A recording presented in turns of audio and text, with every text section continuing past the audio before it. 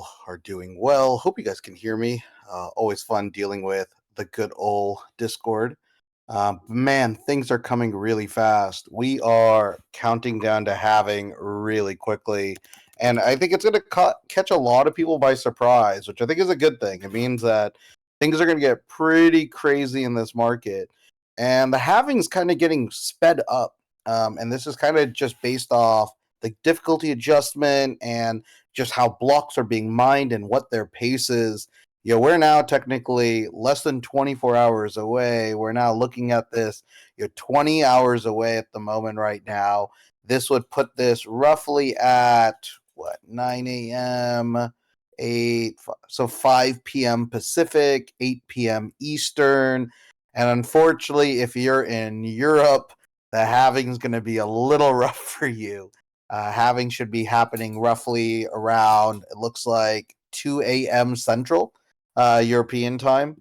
So a little rough. But, essentially, we're seeing this happening really quickly. So we're going to keep this one a little bit short, and we just want to talk about very quickly, what are we seeing? What are the quick updates? And then more importantly, all day tomorrow, I'm going to be live in this Discord pretty much from 12 p.m. Pacific to midnight. I'll try to be here roughly for almost like 12 hours straight. We won't be doing live events all 12 hours, but we'll probably be doing live events 6 to 8 hours of that time. And it's just going to be as much of a recap as we can in the first half of the day. And then the second half of the day is just watching this live shit play out. Right. And seeing how this market plays out, which I think is going to be interesting. I think we've mentioned as a collective that, there might not be a lot of moves we're making, but we should be watching the culture of block 0 play out. And block 840,000 play out right after this halving. And the real reason for this right now is that it's massively unknown what's going to happen.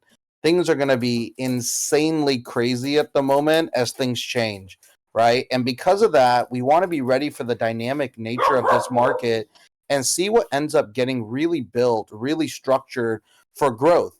And what I mean by that is that we don't even know who's going to win Rune 0. We don't really even know who's going to win the early opportunities in this market. Rune 1. We don't even know who's going to win those early ones. It means that this is going to be pretty crazy because pretty much it's all going to be who wins that first block. And it could be a total new company we've never heard of. It could be one of the pre-runes that are now going after it. Both Arsic and, Rune Stone and many others are claiming to be going after Rune 1, right? Which means that, holy shit, this is going to be one hell of a gas war. There are massive market caps riding on trying to get at least an early, Rune 1 through 9, but really especially around Rune 1, because that's just the clear shelling point. And there's a lot of teams that are going to make promises, are trying to get there really early, but this is what we want to understand. It could go totally sideways. Imagine the block is actually mined by a miner who reorganizes the first 1,000 ticker symbol request based on whatever they want. Like, miners have that power and control if they win that block. So Lord knows even where the first 1,000 tickers could be going in that scenario. So this is kind of why you want to be really ready in this market for kind of every dynamic scenario kind of playing out. So let's kind of go take a quick look at kind of what other things are happening in the market that are relevant for us, right? One thing we're seeing is cool, market's still staying cool. These fees are actually still really low. And because of that, use these next few hours to make any of your last updates again, right? One of the recommendations we tell you is, of course, split and optimize your UTXOs. This is a great time to be able to do that. Make sure that you have multiple UTXOs.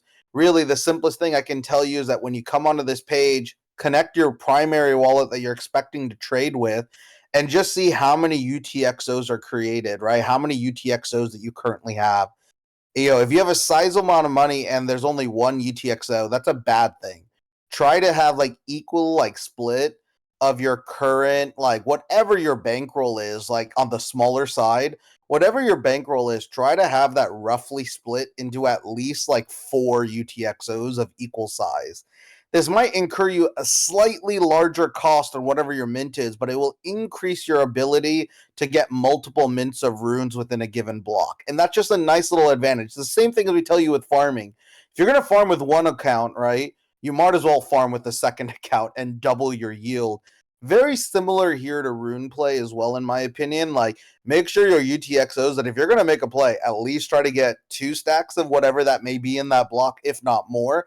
That's still the optimal play. So make sure you're optimizing your UTXOs in order to do it per wallet. At these kind of fees will be less than like $5 or $6 to do it. Smart way. We'll talk more about how to optimize your strategy here. The other kind of alpha and information we kind of see in the market, and we'll switch over to Magic Eden real quick, are just some announcements from a few of the major collections in Bitcoin here at the moment right now that have kind of been pretty interesting, right? One thing we've heard is that Arsic is now noting that they're going after Rune 1. Prometheans, a really new airdrop, and somehow doing really well. Like, it's actually mind-boggling how well this is doing, and it almost feels like it hit this pocket of timing so perfectly, right? Like, so perfectly in the airdrop, and kudos to them.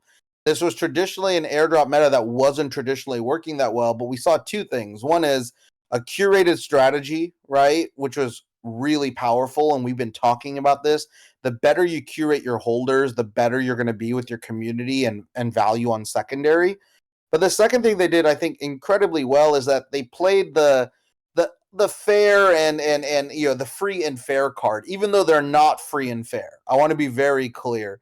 Free and fair does not have like bias introduced of like which partners you choose to give whitelist to, right? And I think that's a really important thing is that they did choose the 20 partners that they ended up choosing with, which I don't think is a bad thing. I want to say very clearly, I think they did a great job at it.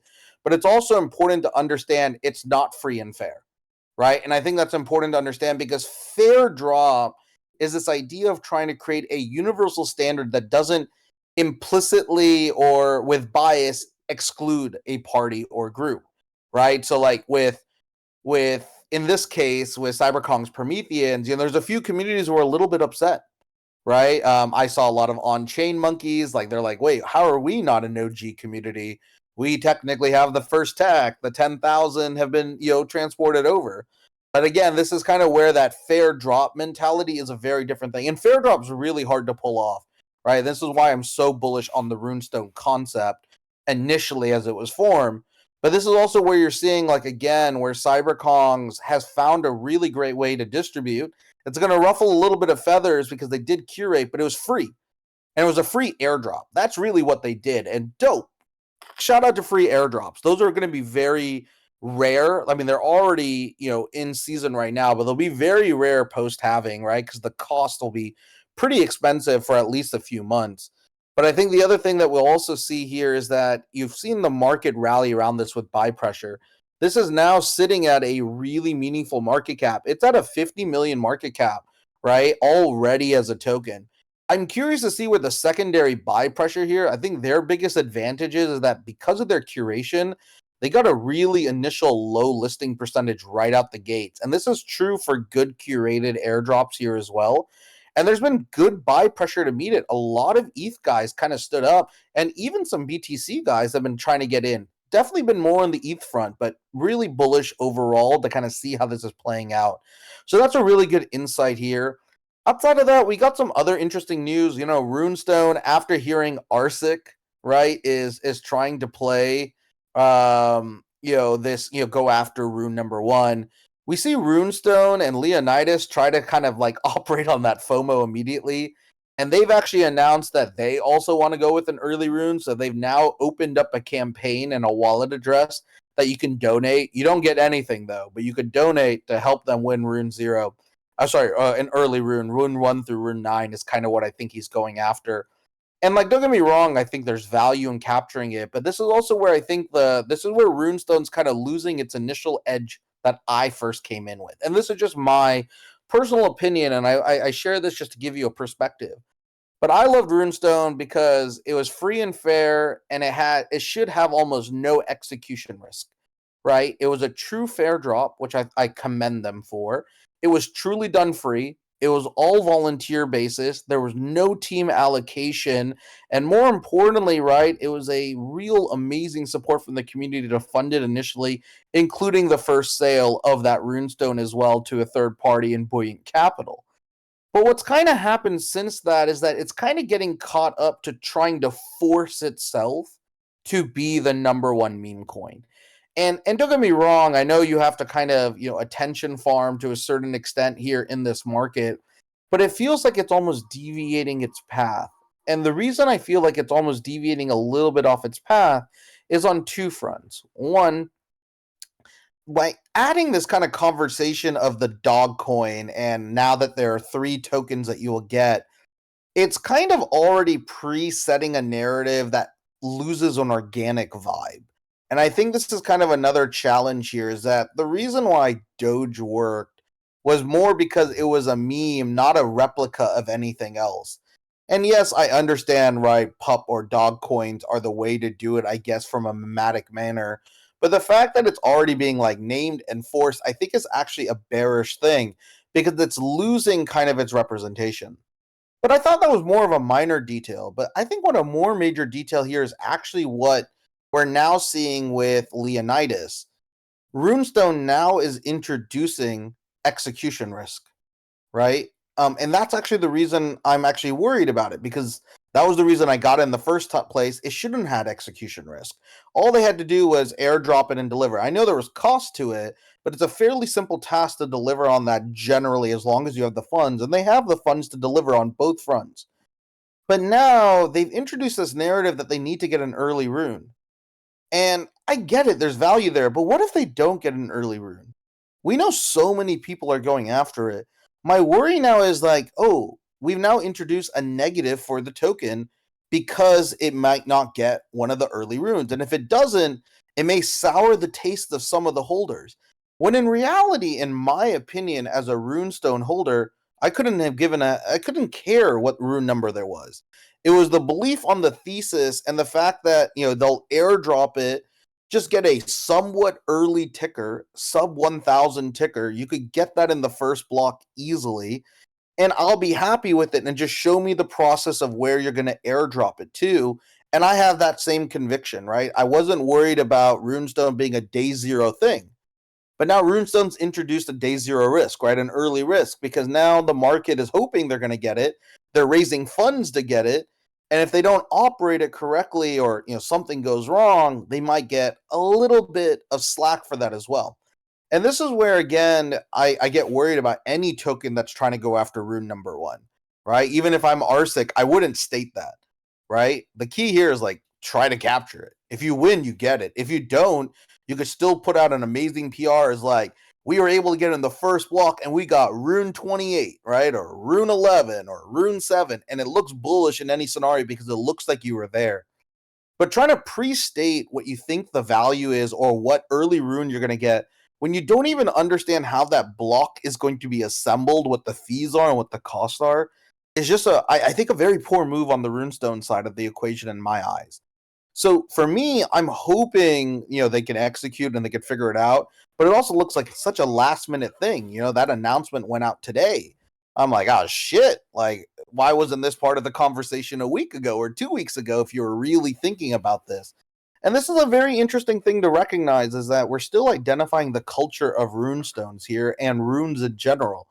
And this is going to be where you're going to see a little bit of that risk here as well too. And what we really want to get a kind of an understanding thing here is who's actually going to deliver on this day. And I don't think it should be something that people should be overtly trying to get, like, and overtly trying to state their value proposition in. Like, I get why Rune 1 matters, right? And I get somewhat of early provenance, but also I kind of don't get early provenance. And this is where some Bitcoin maxis will get mad at me.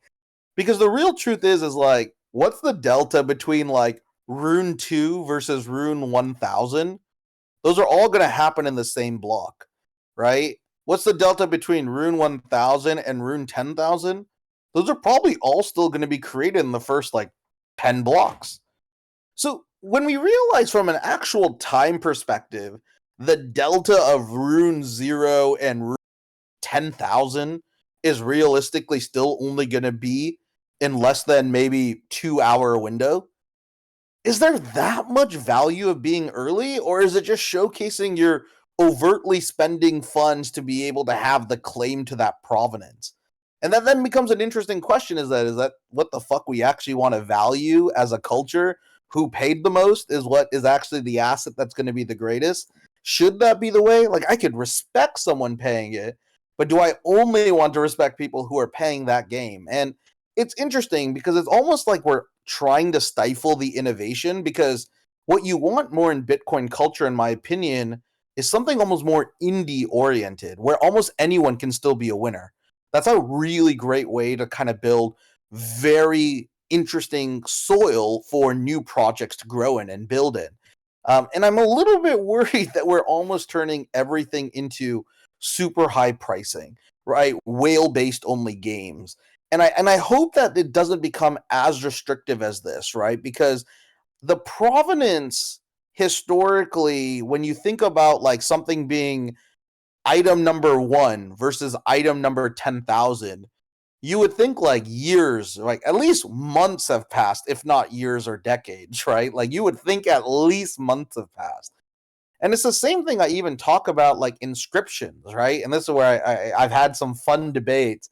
Like, outside of sub 1K inscriptions, I kind of don't care about your inscription number. I really don't.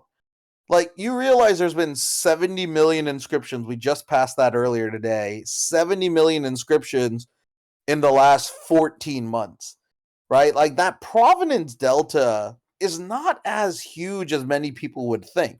Like, don't get me wrong, I respect the people who got early on the technology, tried to showcase what's there. There's something interesting, but like, same thing, like with node monkeys, I actually don't really care where their inscription number is. I love the fact they're just like the first to do something of value.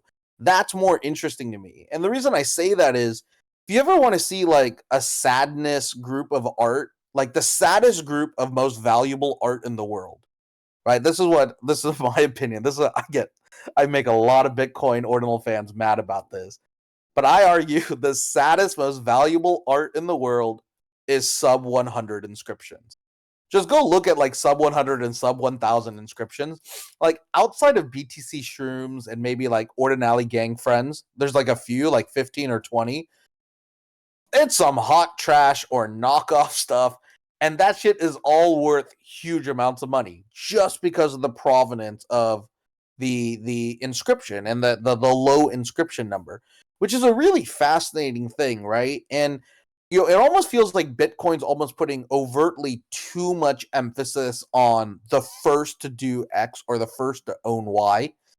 And it's more about like, what's the first to deliver value? And I know that we don't really care about this because we're in a meme like movement. And that's also an important thing to understand, right? The first kickoff of real bull cycles is usually a meme or mimetic moment, right? It is something that is so stupid that it works, right? Doge was one of those things, right? When it happened in the past, right? Pepe coin or GM coin, right? Where those elements at different points and junctures, right? And very similarly, right, what we're going to see here is that we're going to have a mimetic explosion of value, right? That's what is going to be occurring during runes. And what's amazing is that we've somehow found a way to financialize memes, right? We financialize the mimetic approach to be able to trade the real time mind share and culture of crypto in the most liquid asset form. That's actually like what this structure has kind of come down to, which is a really fascinating thing to understand. And what's really cool is that almost every bull run starts off with a mimetic launch like this, right? Something of this level becomes so mimetically strong, whether it be a meme-based token, a meme-based NFT project, a meme-based DeFi project, right? It kind of all goes to that kind of level here, right? And what I actually get more excited about is that it's, as I mentioned, it's the start of the cycle. And the real value is everything behind that on those layers. So yes, every time a cycle kicks off, there's going to be some stupid 10x 100 gain. But you're not trying to get caught up on that. Sure, like throw your hat in the ring, throw a few plays in there tomorrow and maybe Saturday, right? Or right, whatever your local day is. But what you want to realize is that the real value is going to be the layer right after, right? The mimetic launch, this meme launch of value will start rotating into layers of architecture value, technical value, right? Network value, protocol value. And yeah, those are, you could view it as scraps, right? But in a fun way, those are some meaty chunks, right? It's going to be insanely valuable on where that stuff is going to rotate.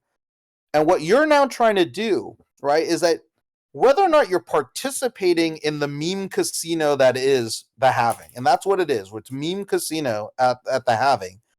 What you at least know and what you care about, whether or not you're participating in it, you need to watch the flow of capital. That's all you're trying to do. Like, this is the investor mindset that you want to bring here, is that you want to understand the flow of capital and where it's rotating to. Is it rotating to, more ordinal assets? Is it going to utility tokens, right? Is it going to just more meme tokens? Like, is this just a meme run mania for 6 more months? And sadly, it might, right? Like, because this is where, if we do get to dumb bull cycles, what's the easiest way to get retail into this? Sadly, it's on dumb meme coins and hopefully dumb ordinals. It's usually that kind of combination to kind of rotate into. And Bitcoin doesn't have gaming, so we're not betting on gaming, right? Like, that's very different than ETH. That's actually probably one of the largest deltas of these ecosystems here as well, right? And this is kind of why you want to keep a huge upside and focus beyond this, but you want to stay awake to understand how this culture is going to unfold. And I share this because when you understand the culture, right, you can actually capture value from it. You could contribute to it. You could communicate with that. And there is real ROI in that, right? Real ROI upside. So that's really what you want to think about as we go through this launch. And that's why tomorrow we're going to go through this, and you want to come in with questions. You want to take a quick look at all the different layers here, right? You want to see who's going to announce what. Is there an actual L2 infrastructure going to come from Taproot Wizards anytime soon, right? Is there going to be some random play from ZK Shark on behalf of the OMB community? Is someone else going to figure out a bigger play to front run? Because not only is it a meme casino, but it's also a game of leapfrog, right? It's just as soon as someone big wins, another one will find a way to top it, right? That's just how this layers effectively is going to be. And you're just going to see who's going to make those jumps and follow that. Maybe find entry into those. Maybe you get a little bit of lucky. But there's one thing you should be doing, no matter what, right? You should be trying to understand how to mint whatever rune number 1 becomes. Whatever rune number 1 becomes, that is the easiest shelling point, as long as they're not some evil monsters who do the world's worst tokenomics, right? If they pre-mine 90% to themselves, meaning they give 90% to their internal treasury, then fuck that coin. But realistically, Rune 1 won't do that. You want to follow that one. That is one of the clearest shelling points in a meme coin market. Memes are numbers. That's what this is, right? And then guess what? You want to look at Rune 21, right? Who wins the Bitcoin rune, right? Who wins 42, 69, 420? We're so fucking childish that that shit gonna run. And you want to just look at those and see if there's some really interesting layers here, right? Of new stories and new memes and new culture, and try to own a piece of that culture. That's all you're trying to do with meme coins, right? And then you can sell out of that culture after it's 5x, 10x pump, or however long you want to moonbag that.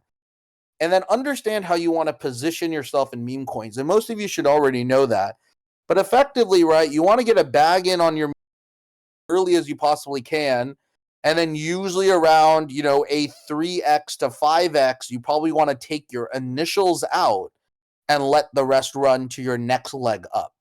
But you want to understand how you rotate in, because realistically, this is where you also want to start building your own investment thesis of compounding values. this is the time in market, and I know it sounds scary to say this at all times, but this is now the time in this market tomorrow to let shit kind of run. Like, kind of stupidly run. Like, you will want to leave a moon back into everything you put a position in, right? Always leave something there to allow for that stupid scenario of $1 billion tokens coming.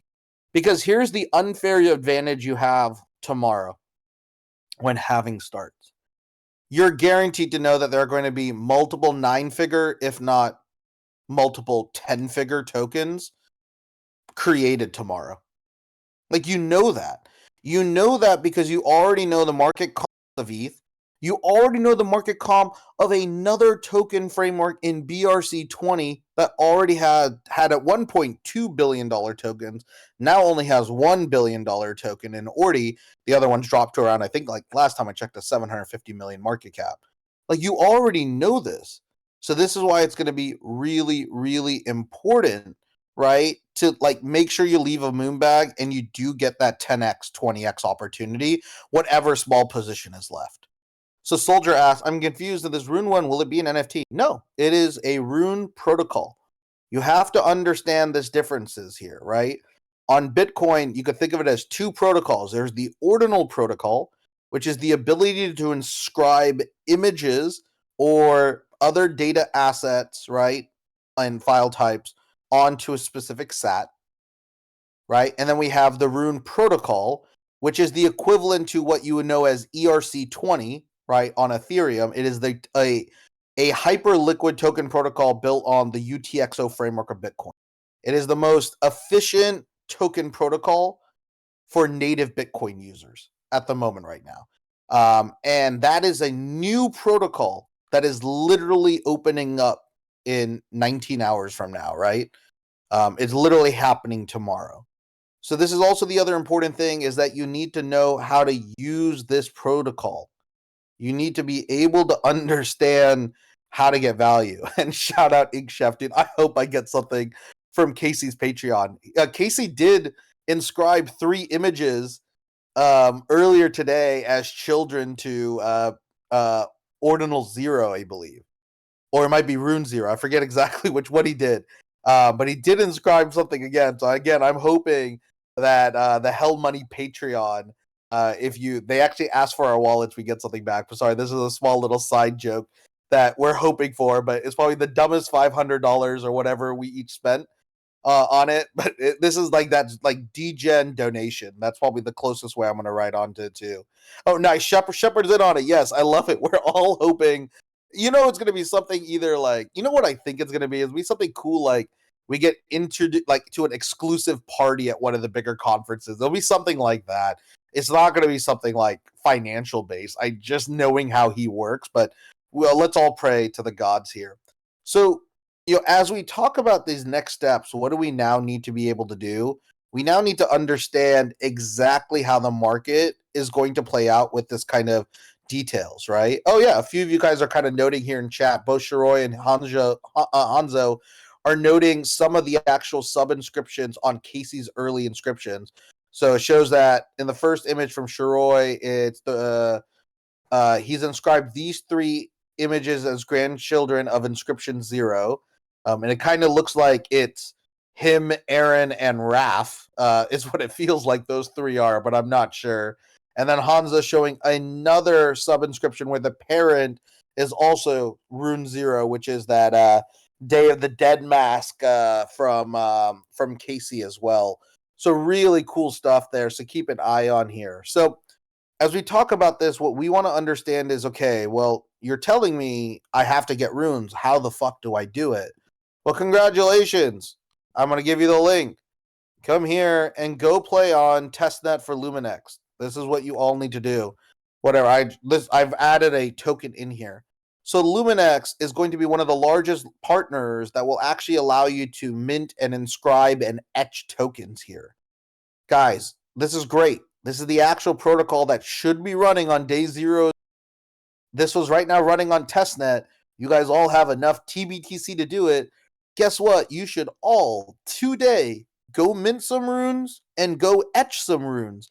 A, who knows, you might get an airdrop for that shit sometime in the future, right? But also, B, you should learn how to use this tool because this is probably the tool that is going to be available here. And this is awesome, right? And this is great. No, this tool just got dropped by Luminex earlier today. So I don't think I've showed this to you guys yet, but it is awesome, right? And it's very clear. So let me just show you. I'm not like in here. This is on incognito mode, but I'll do a full walkthrough tomorrow as well. But again, it's so easy.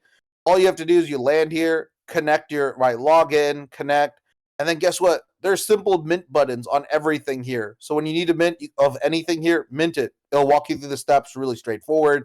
Same thing, it'll show you all the details here. It'll show you how much is the minting progress. This is important to understand because every time a new ticker is created, there will be a supply, right? And with each new rune, it's going to have a supply set, and it's going to let you know how much you could mint per batch of mint, right? Like how many runes do you get? You could get 1 rune, you could get 20 runes, you could get 1,000 runes, right? And some of the numbers you'll see is most people are doing like numbers like 21 million and then 1,000 claims, right? 1,000 per claim. So if you understand 21 million, right, divided by 1,000, what does that equal? It means that 21,000 mints will be able to be possible potentially in those kind of numbers. I share that with you because technically, right, what's really cool here is that if you optimize each block, you could technically put 7,000 rune transactions in a block, like 7,000 to 8,000 rune transactions in a given block. That's how fast some of these tokens might go. They might last for like 2 to 4 blocks. Right? That's what this is. What we now have is we have shitcoin mining that leads to shitcoin launch, right? And then that leads to shitcoin trading, right? So minting is the process of actually getting a rune, right? A supply from a given rune that's been created. Etching is the process of creating a rune supply. So any of you guys could create your own tokens now. One of the things I'd actually highly recommend you guys to do tomorrow is don't do it in the first block. Do it a little bit later, but you should etch your own rune and your own ticker symbol, right? You'll etch the ability if you want your own supply. So that is what you'll use etch for. Etch will allow here, and let me go back to Luminex. You go here to etch, and this is the process here. You could choose your ticker symbol, and remember, because this is on because of the way Casey has structured the rune protocol, what he's doing is that you have to have a minimum of 12 characters and a maximum of 26 here to start. So you need 12 characters at a minimum, if not 13, here in your rune ticker. You could upload an image, and this is more local to like Luminex's database. This isn't an actual logo that's being etched on chain. So this is an off-chain image, but cool to add. You can see a few people have added it here, like Carte's a collectionaire, Uncommon Goods, a fake Uncommon Goods was already created earlier. So you can see a few of these, which is pretty cool. And then all you have to do is that you choose decimals, like this is how divisible it is, right? The divisibility of your token. Default is 0, which means that it's always whole numbers being traded, right? And there's no way you could fractionalize it. What I'd recommend is you do want to fractionalize it to allow for more easy trading of your asset. So usually you'll see people put in decimals between 4 to 8 here at a minimum. But again, it doesn't really matter. You can have fun. You can then choose a symbol. This is the cool thing. You could choose any single character symbol for your token, including emoji, right? Which is really interesting. This is kind of a fun little thing that you can add on here. You could grab them. You could choose like a $sign. You could choose any Unicode symbol from what I understand as well. Pretty cool.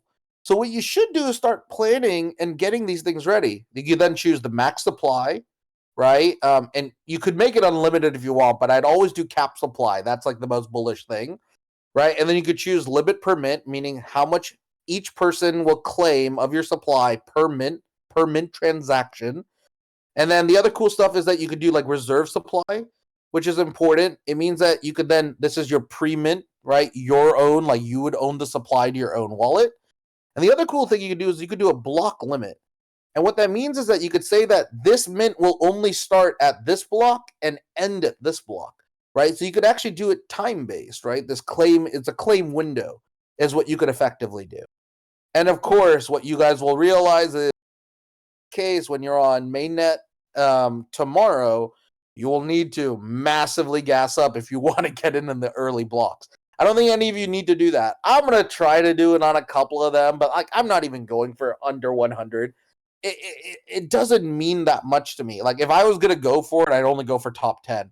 But based off the numbers I'm seeing for top 10, it's just not interesting. I don't want to like think about putting 25 to 100 to, if not, $250,000 in capital. It's pretty crazy what some of these estimates are coming at.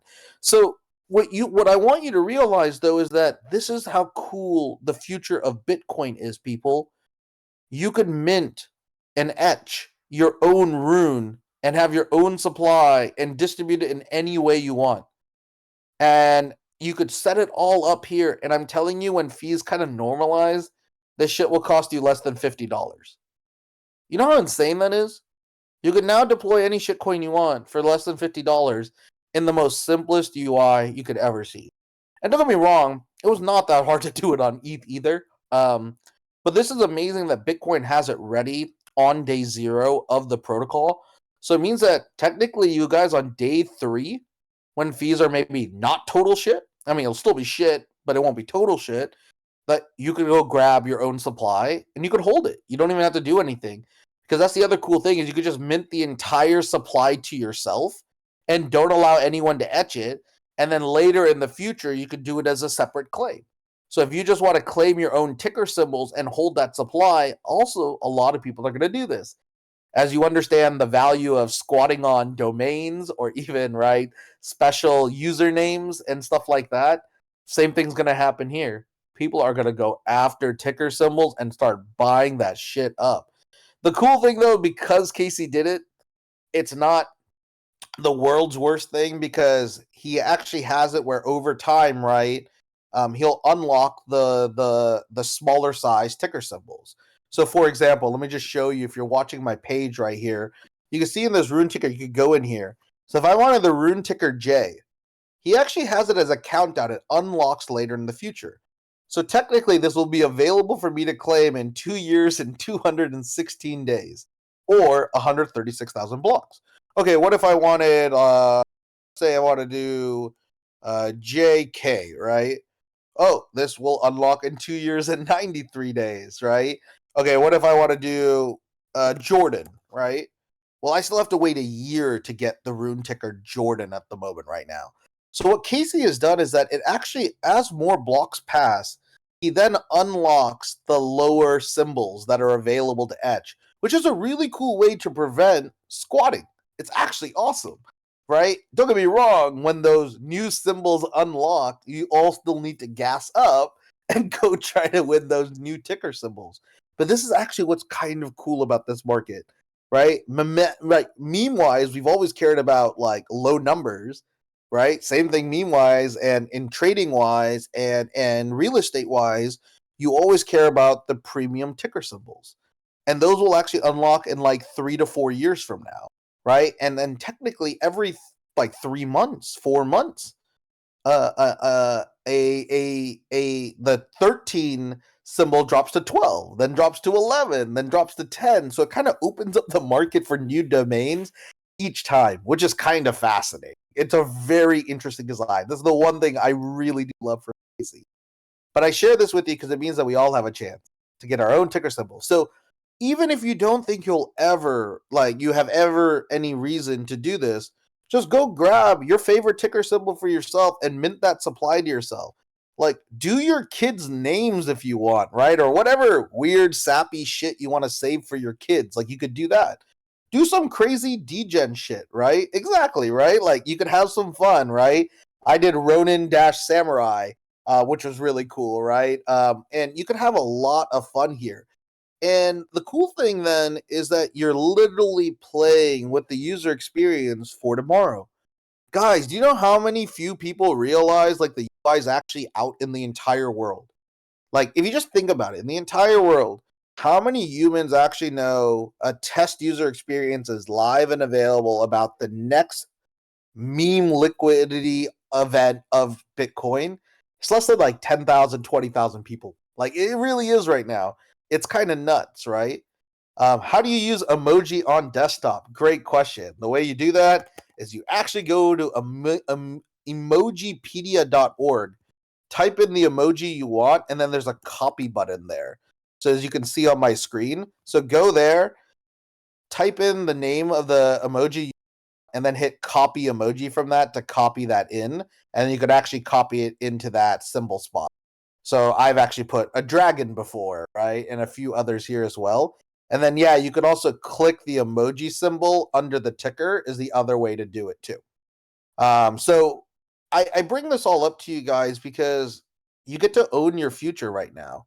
You could actually mint and have a supply of 21 million, 21 billion, 100 million, 69 million. Choose your fucking, it could be 42 tokens, right? You could do something so stupid like that for fun, right? And it could be your own club, right? Like, build your own clubs of 50 people, right? And give them each one token. It's not like these are really meant for trading, but you just turn your rune asset technically into an NFT shitcoin asset to an extent, right? It's a membership app because Matrica will allow you to token gate based off token ownership.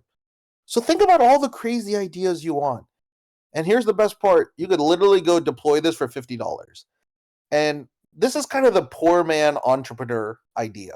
What was the poor man entrepreneur in the Web2 world? It was literally buying random domain, right? And you would just buy random domains and keep them in the hope that you either build a business on that idea or someone offers you more money for it, right? And both of that can happen here, right? Or you're choosing domains that you want to keep for your personal collection, right? Like, kind of do this here. Choose whatever you want. Like, if you want to, do something, for your partner, you could actually create a rune for them, inscribed forever, and you could give them half the supply in their wallet, right? To trick them into getting a wallet. I'll force my girlfriend to do that. I'll be like, hey, I built this token just for us. We'll share half the supply, but you need a wallet. Come do it. Like, that's how I'll try to trick her into it. But it is amazing. You get access to this technology already on day zero. This tech team is being built for you, which is amazing, right? And that's kind of why you want to really kind of build and be ready to understand this culture, because then not only do you want to come in here because this is great, you're going to be able to see what people are minting here. And again, that's why you'll also want btctool.pro. That's why you'll want Tool up as well. We want to know what is going on, what is being traded, what is being optimized here, right? And you're going to get all this data. All this data is going to be coming at you. And all you have to do is just be smart enough to find a few different things. No, it's free on testnet, Inkchef. Everything on testnet is total free. Total free, right? So you could do anything on testnet for free. What I'm saying is exactly, Ed DeFi is right.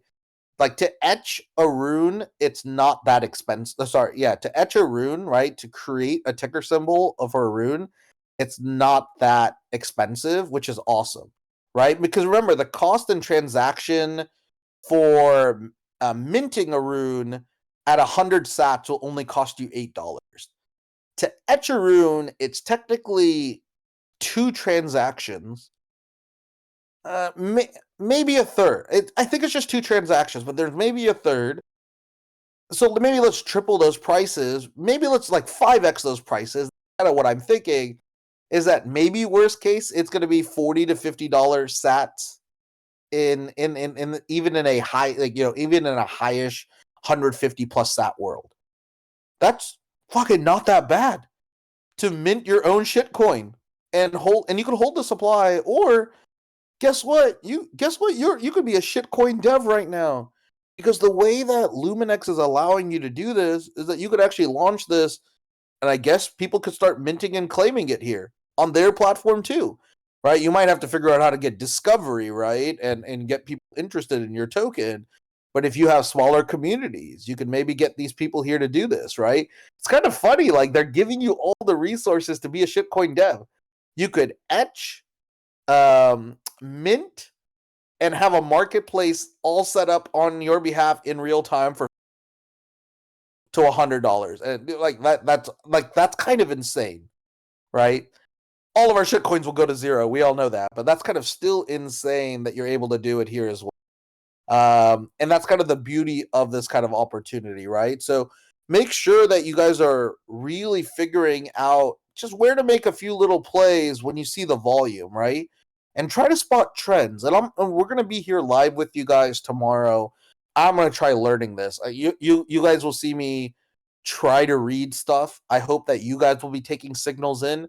And the key is just let's just spot stuff out together. That's what we're gonna be doing tomorrow, right? We'll learn and we'll walk through everything. We're going to do a full MotoSwap walkthrough.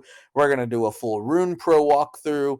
We're going to do a full Ord Pool walkthrough. We're going to do a full breakdown of how we see the Rune market setting up and what the kind of comms are coming in on what Runes 1 through 10 will be. We'll also talk about, specifically the new tools coming out. Because remember, I'm pretty sure X versus testnet will come out tomorrow before this as well. Right? They will want you to almost be playing with it as well in a much deeper form. They had their basic testnet up, right? This is what, I mean, unless they launched something in the last few hours, which honestly could have happened because Lord knows I'm a little bit behind. This is all what I've seen thus far, right? And they don't have deploy your own rune yet at the moment right now. But Xverse needs to be here as well. And they've already been teasing, like Jan over there was teasing earlier, like they're going to allow you to batch mint and stuff like that as well within the UI. So they're looking to like be really, really like ready to go here as well. I don't know actually Lifo's platform, but like he's building the exact right tool he should for his community. Like, what a smart way of getting attention on the value he creates and an exact tool that they want. I think batch minting is important, but it's really going to be like whale games doing this. And I think you're going to be surprised how many other people are going to have batch mint ready to go. But here's the thing you don't get, right? With Lifo, you get him. You get him live in that community. And he's economically inclined to deploy really fast, right? Which I think is really awesome. I think honestly, if you're a technical dev, like you should be thinking about how you could build products in this way. Because guys, we've seen MotoSwap, we've seen Rune Pro, we've seen like Ordinal Hive. A lot of these products are pretty bad, right? Like here's kind of the big thing here as well. You want to make sure you're ready for kind of every tool to come out live tomorrow. So yeah, what options do we have for Rune minting? Luminex, we know, is up. Xverse has been hinting at this hard. Magic Eden is partnered with Luminex, so it might be within their UI, but I assume like ME and Luminex are the same, right? At least from what we understand with their partnerships. Yep, we have Rune BTC, and then we also have where is this? It is, let me remember the name of companies. That's the other thing. You have to fill in so much into your head, and you're trying to keep this. The other one is, we have Chisel XYZ. They're also already running on testnet at the moment right now. They have some pretty smart people that seem to be involved with this project, have a UI set up, and seem to be saying they'll be ready for day zero runes. So then XBTC bot is the AI layer. I do not recommend it to be your primary way to mint, just because it's like another interface you need to know. I don't think you need to make it that complex right now. I think you want to start testing that tool. If you haven't played around with the XBTC bot, it's actually really cool. I actually really like it, right? Which is really valuable, but I'm not planning to use it on my day one deployment. But that would be another one to put on your list here as well. I think Master Goku-san is right. I'm going to Luminex. Luminex has already given us a test net. I understand this UI. I've already tested this stuff out. As long as they don't get DDoS, Luminex is first up. But that's the other thing you want to understand. Shit gonna get DDoS, right? Like, there are going to be bad actors who are trying to get those early runes and early supplies. It's not that hard to point DDoS networks and DDoS attacks at certain locations here. And this is true with every part of the game. Like in mobile gaming, mobile games get DDoSed all the time. It's crazy, right? Like there's real battles of companies DDoSing, trying to bring down their online infrastructure of those games because it's their direct competitors who are trying to bring those same users over. It's like interesting corporate sabotage. And this is run by a lot of primary companies here that are free from a lot of U.S. intervention. So because of that, right, these DDoS attacks come from many places, and I do expect some DDoS attacks to be occurring. But at the same time, these are big companies, right? Luminex has had to hold a lot of users. Magic Eden has to hold a lot of users up. We have a lot of confidence here. So those are where I'm starting. I'm then having Xverse as my backup. I'll be very honest. I did not like the Xverse wallet experience with testnet. I ran into some small issues. I didn't get the right testnet at times. It was kind of weird. I don't like how minimal the UI has been and what I've interacted with thus far. It's not giving me an understanding of that product experience, right? So that's what scares me. But I'm betting they get it out to us early tomorrow. And if they do, we'll walk through it live here as well. But this is why I'm telling you guys, just dude, best 30 minutes of your life. Oops, why? Let me go back to the screen share that I had for you guys. Here we go. Like best 30 minutes of your life. Go etch some shit. Go mint some stuff. Go transfer some runes to another address. Send runes between your testnet wallets. Or, you know what, even better, to make yourself all feel like real users, you know what you should be doing? Start trading with yourselves. Start like showing your money interacting where you look like a network of actual real fucking users, right? Like you could actually do that here, and that's the amazing thing, and it's all available in 5 clicks. I've already minted 5 runes, right? I mean, I've already etched 5 runes. God damn, I fucking hate the I gotta get the language right. I've already etched 5 runes. I've minted dozens of runes, right? And it's fun because what you're realizing is this is kind of how technology should be, right? Neon just did it in 30 seconds. Shout out, right? It's fucking amazing what you can do, right? And he's using the AI bot here. So this is amazing, right? This is really cool, man.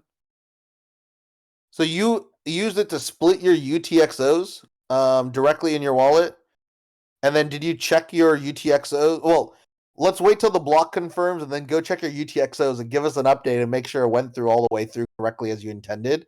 But that is awesome. Like, dude, I'm telling you, this tool is going to be killer, right? Like, I'm using Luminex on day 0, right, of having, but like, I really, really, really want um I really want to be able to get AI tools into our forefront here.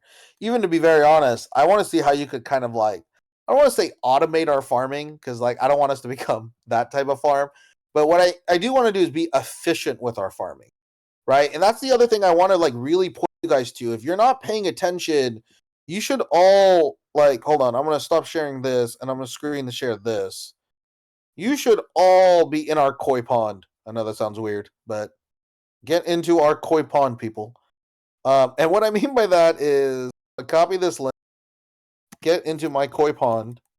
And in this koi pond here, we are doing all these different topics that are giving you really good breakdowns. But what we're using embedded threads for our communication, because we want our communication to be concentrated on that topic so people could also still come back. And we're going to try steering us back to that kind of content here and there as well in some of these conversations.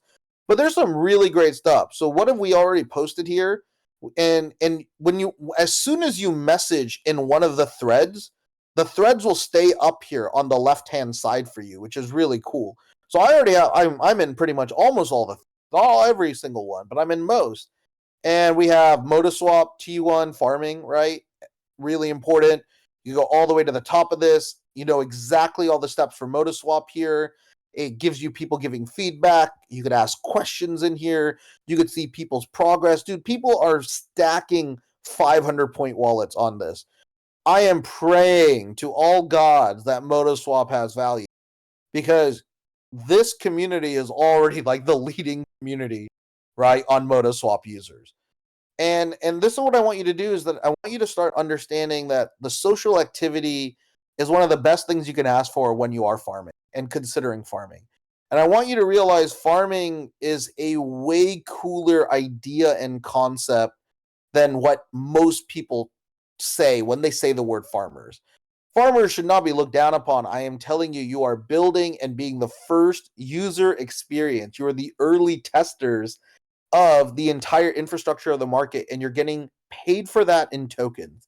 And the best little part of this is that they kind of don't mind if you do alt wallets as long as you do it cleanly. They're happy because you boost their numbers. And the reason they're also happy because guess what? It's coming from a fake token that doesn't even have real value yet and has no cost for them to really effectively create. It's a win-win scenario, right? We're getting these 3 to 5% clicks.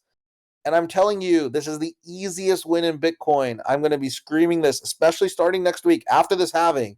I'm just doing halving stuff because I know how big it is and I know how important it is for the culture.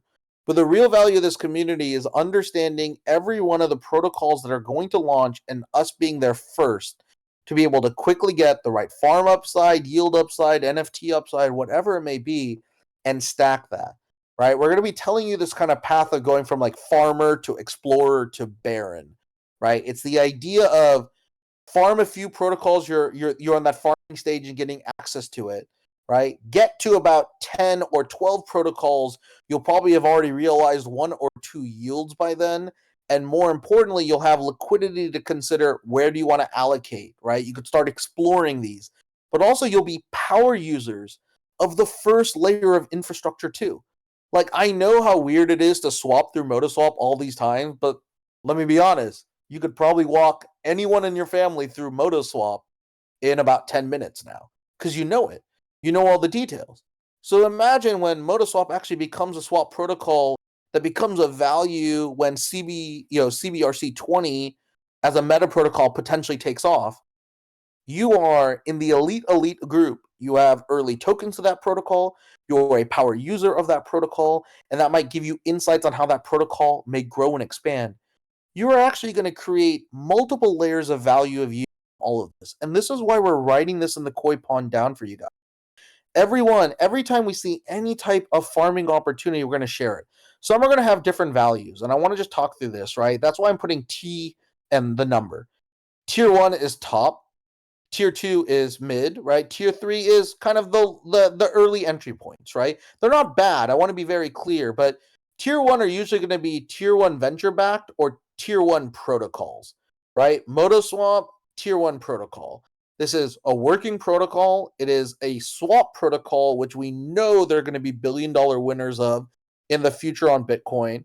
And it is opening us up access to CBRC20 protocol, which could be a new emerging meta protocol, once it's fully deployed, right? Which is going to happen relatively soon, right? This is why we put that tier 1. Next, we have Bitcoin Rune. Bitcoin Rune, very interesting. It's a rune etching, minting, and launchpad service, right? Relatively easy to get into, but they've already minted their rune token. So it means that we're getting the secondary scraps right now. Their primary mint has happened. So I put this tier 3 in value because we're not getting primary value from it, but you got a farm to go. You might as well farm stuff. It's testnet at the moment right now, and you could get it in before the halving. So if you got an extra hour here, run into Bitcoin Rune. Who cares? It's not a bad play. Maybe something comes out of it. Worst comes to worst, you learn an hour on a new etching and rune service, which isn't a bad thing to learn, right? Next, BounceBit. We shared a breakdown on BounceBit. This isn't a great breakdown. I'm trying to optimize this. I kind of went through it myself. It's not that hard. There's just a few UI hiccups that I just want to get cleared. But there are multiple users in our community that have already gone through it. The reason I have noted this as tier 1 is that it is backed by premier VCs. Like, it is Binance Labs, which is always a good sign. I believe it's like 2 other venture studios as well. They raised over 10 million in its seed round. It also has OKX Ventures, has MEXC, and then there's also another venture firm that's not even listed here that they just recently brought on. Really good signals. It has a full working platform. It does require a little bit of capital. The minimum you need to deposit is $10. Not that bad. but there's also a slightly higher value prop if you donate up to $1,000. So if you have the ability to maybe stake something for $1,000, this is a very interesting play to do now because you'll get like 3x for whatever their points are. And what you're doing is you're just betting on these VC firms, right? And betting that these people give you a fair and upside on your airdrop here and just taking that optimized yield. So if you have that liquidity and you're sitting out runes, this might be a very easy $1,000 play to lock up. And they're claiming that you'll be able to unlock it in May. Assume June, right? Like just assume you're going to get it locked up for 60 days and be happy if they somehow come through on 30 days. But it might be something where locking up 1,000 could maybe be potential multiples, right, on that as well, on whatever their token airdrop would be. And again, backed by premier VCs, already running, has already a lot of people farming it, right? So that's a bullish thing, right? But there's not a lot of those farmers are going to have $1,000, and not a lot of those farmers even have like $10 to $100, to be honest. So if you put that deposit in, just know that at least put in 10, right? If you want to play this one, and I think it's totally worth it. I mean, $10 entry point, get something in there, and that just allows you to create your own club. And then you guys should join each other's clubs and follow each other's clubs, and we could help each other right here as well because we want you all to win. And then if you have a little bit of liquidity, walk through this, review this, and it might be worth $1,000 hold for 60 days. I don't know any better BTC hold right now, so I've personally done it. I'm curious to see and understand more of the yield and value, but I'm just bullish on the venture fundraising and the bullish on a working product. Like working products and a yield system makes total sense here for BTC. So I'm just betting on that collectively. But again, do your own research. We give you all the details. We show you the process of how to get there. There's multiple people who are writing their codes in. There are multiple people who are showing you what that minimum stake is, right? So again, the minimum stake is 1,000 USDT. So that is where you get triple points. So that's the other important thing, right? Is that there's a huge opportunity if you play this here as well, right? If you want to get a little bit of exposure, right? So same thing, exactly as Ozdemouse just did. If you ever want, just put a reminder for channel. Just put in a save, a bookmark. By tapping in and writing into any of these channels you want, because then you'll see other people updating it and it'll show up in your thread, right? And it'll show up all your activity if you're interested. And of course, there's another one in Rune Pro. I put this as tier 3 mainly because I haven't been able to find out if they are venture funded. I wasn't sure about it. The protocol seems very minimal to use. It's super easy though. This is like the easiest farm. It takes you 30 minutes to do it as long as testnet is up and Unisat is up, right? All easy to do with TBTC. You only have to do 4 actions. The UI is a little clunky, but if you do it, you could get like 400 points in a heartbeat. Might as well do it. Honestly, it'll probably take you 30 minutes to do. It'll probably take you an hour to do 10 wallets, right? If you already have those 10 wallets, easy way to do it. Same thing, if you need to put a bookmark here, just note really quickly on the bottom here, or just tag it, and you'll always get the updates here. And this is the way we want, is that we want you to kind of pull the information accordingly when you sense that's a topic you care about. And then the best part is when you don't care about that, you could leave this thread, right? Like, well, we don't need it anymore. Go ahead. You could leave at any moment. You could lock a thread, meaning that, wait, this might mean that I lock the thread and no one could read it. Maybe that's it. I gotta check which one that is. But again, you can always individually leave or close threads accordingly here as well, which is important. So as you can see, we have all of these things here going for you. And this is going to be one of the most important things we're going to start teaching you. It's not sexy, but it's probably the most valuable thing you can do. Grab and be early test users of Bitcoin. Build multiple wallets. Be able to understand the native and most efficient paths to garner the value of whatever that ecosystem will airdrop in the future. If you were here yet last night, we did the math. The math is kind of stupid. If you look at the math and even some back of the napkin math, right now there's probably on average going to be over $100,000 to $250,000 worth of airdrops available per user. Right, per unique user in this market. right? Like that was a really interesting math napkin. I'll share that math again. Again, very kind of like this is I call this Google math. Google, like when they do interviews, they ask questions like this, right? Like they're abstract questions that don't have real specific answers, but you're just trying to figure out what's your thought exercise to be able to estimate a number, right? And if you do this really correctly, what's really nice here is that you can get to a point in this market where you not only get early access, you get all the first wave of airdrops. That's what you're trying to win. You're trying to win the first wave of airdrops. You're trying to become a power user on the first wave of technology, and you want to collect insights, right, on the first era of Bitcoin DeFi culture.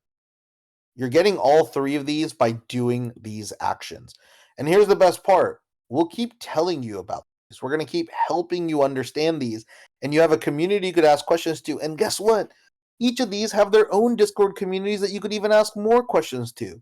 So if they suck at answering questions, come back here. If we suck at answering questions, go back there. You're now going to have two different sources of groups and people that are going to help amplify and help you get to the finish line. And shout out to so many of you who are constantly helping, who are constantly answering questions, just giving your knowledge to help other people collect sats and opportunities. This is what I hope you guys will continue to do, because it's the greatest wealth we can actually offer. There's nothing from an actual economic perspective that we can do that would give you greater exposure, upside, and yield than learning how to participate in these early protocols right. It is the smartest thing you can do. It is the most time efficient thing you can do. And that's the best part. You can do it at any time during your day, any global time. These are usually windows open for multiple weeks, right? And that's the best part. You just grind one for 2 weeks, put on your favorite Netflix season, sit with some food and snacks, fucking grind out 2 hours on a couple of these protocols throughout a week, and you're going to be in a very good position. But also understand, as I share all of this with you, and I'll come back and I'll stop streaming here, but I want you to know there's a bunch of great threads, a bunch of great conversations, a bunch of great community members. This is already of hyper value because you could connect to 100 people who will help be incentivized to support you too. We have nothing to lose than collectively support on testnet plays, right? And early protocol plays, right? There's no like, oh, you take from me. No, there isn't. It's like, yo, I got 15 wallets. Yo, I got 15 wallets. Oh shit, let's keep farming this shit with our 1,500 points. You keep winning. It removes a PvP element. All that you care about in a PvP perspective here, right? Honestly, all you care about is just being early to move. And this is probably one of the earliest communities having pretty constant content and confirmation here as well, right? And it's just a really fundamental way to allow you to be part of this next era of growth, and it's going to be massive. Like, and I want to also temper expectations. Runes might be a total fucking dud to start. Like, it might go a lot slower than we all expect, right? Tech can slow up, right? Some major patches needed. Like, who knows, right? But like from a pure general tech perspective, I feel we're gonna be good. It might be overhyped in regard to value if there's wrong entry philosophy and exit philosophy here. But believe over time we're going up and to the right. The infrastructure of this ecosystem is going to massively grow. It's going to give you exposure in ordinals. It's going to give you exposure in runes. It's going to give you exposure to technology of the next era. Easiest way to do it is be this power user. And I'm telling you, you'll compound your value. Because if you get this right, think about it. Won't you have such a better opinion on when you get that airdrop of tokens of whether or not you dump or hold long term? You'll know by the product experience. You'll know by hearing what the community says about it. You'll hear because you'll understand more of the signals of the venture value. It also helps you become effectively a better curator of your own portfolio, i.e., a trader of your own portfolio. And that's also the other important thing, because that's also how you could make real stacks here. As I told you, as you participate tomorrow in halving, whatever you hit, make sure you leave some room for a moon bag, right? It's the same thing here. Always leave room for some moon bag opportunity, right? If you 10x any position, you will never 100%ly close that position, right? Like, you should almost run that shit, whatever you were like, after you take out even 90% of your position, right? Or 95% of your position, 5% you should still be leaving, right? After you get that 10x, right? You should be leaving 5% for another 100x to potentially occur, right? Because the likelihood of 100x's happening in this time window are far greater than any other moment in time, realistically, that we can know of, right? Because it is the inception of the protocol, it is the inception of liquidity, is the inception of whale status. So make sure that you're still around, right? You don't have to have a huge bag here. You don't have a huge amount of BTC. I'm talking about like fucking around with 0.005 to 0.02, like that kind of stuff, right? Why? Okay, so I was lucky enough to get thankfully with my wallets, right? So I kept the vast majority. I sold one. Why did I only sell one? I'm literally gonna play with that for tomorrow on just total shitcoin plays, right? That was just like my budget on my liquidity. That's it, right? 0.03-ish, right? Is essentially what I'm going to be playing around with here. And I'm just going to have a little bit of fun of seeing where the market is. But I'm telling you, 0.03 is a lot. That's on the upper spectrum, right? That's $1,800 to $2,100, depending on where, of course, BTC is trading.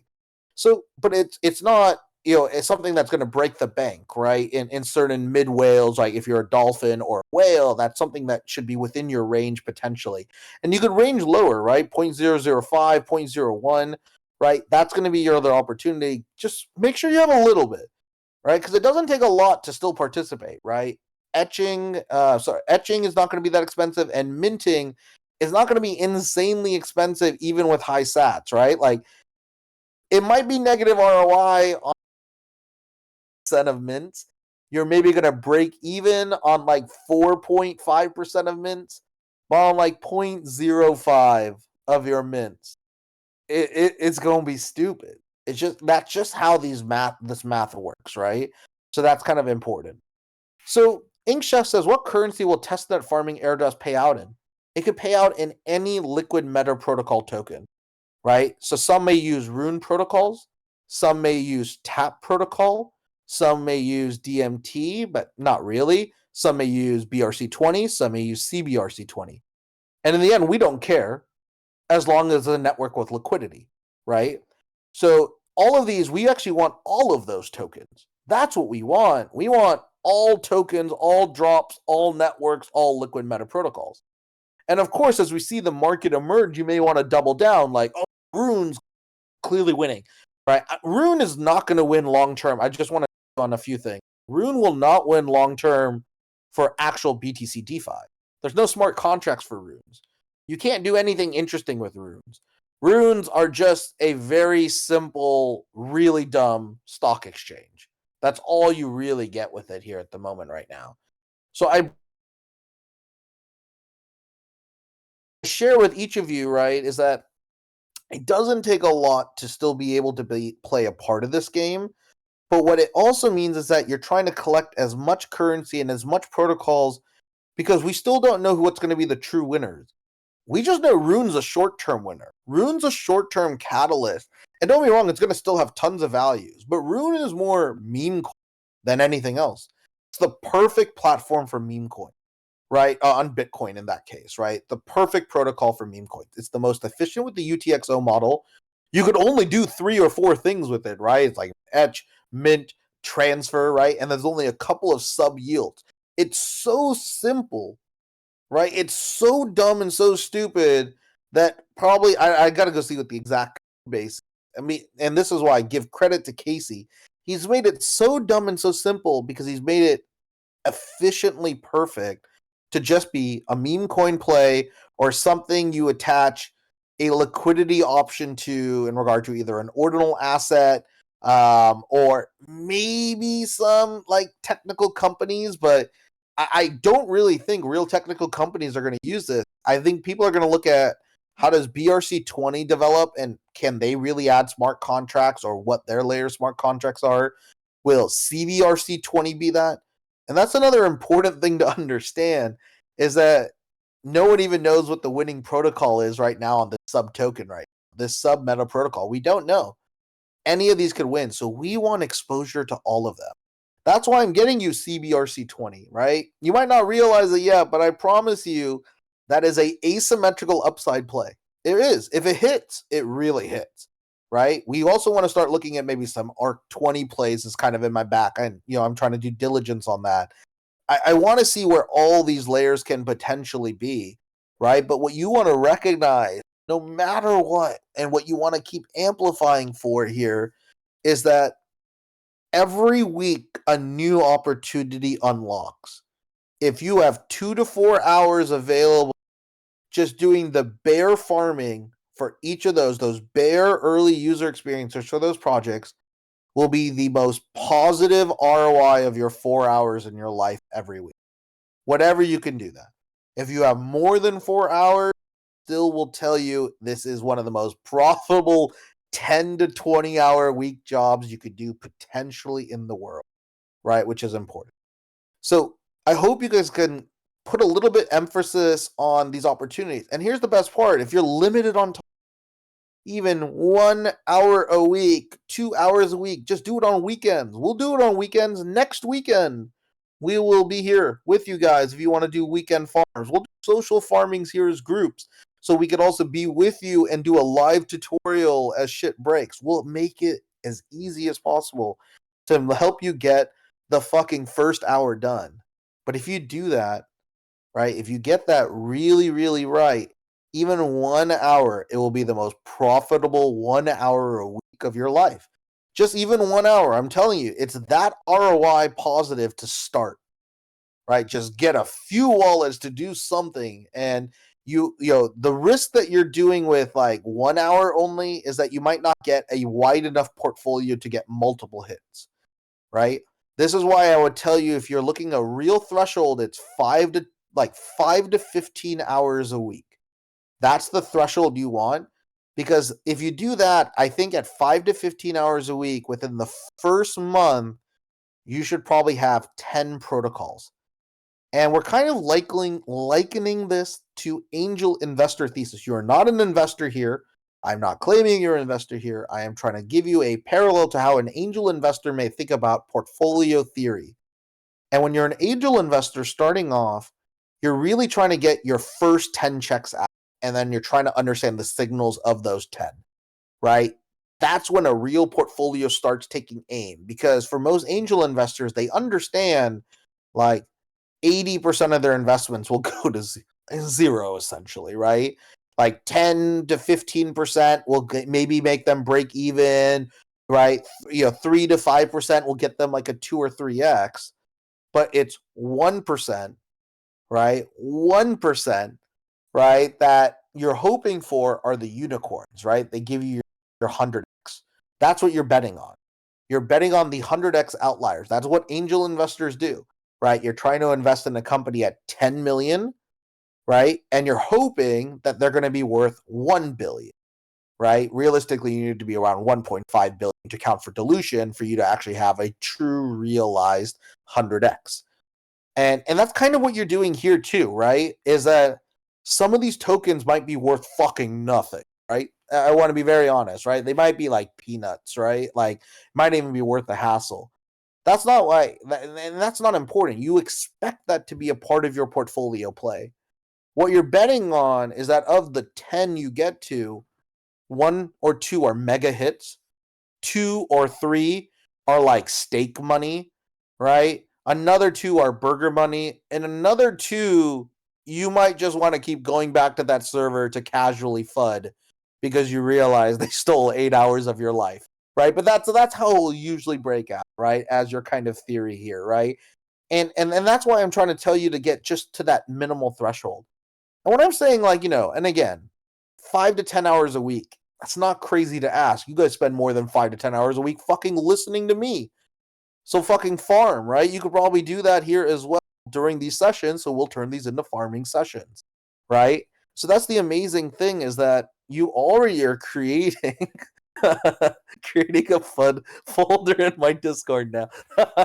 That's great. I should do the same thing because there's gonna do. I'm telling you, some of these protocols that are gonna feel like shit, and you're like grinding through the steps. Like, okay, one of the worst user experiences right now, if you're on a farm experience, like I love that we're working with DeFi products. Like MotoSwap's fun for me. I love that. That's way more fun.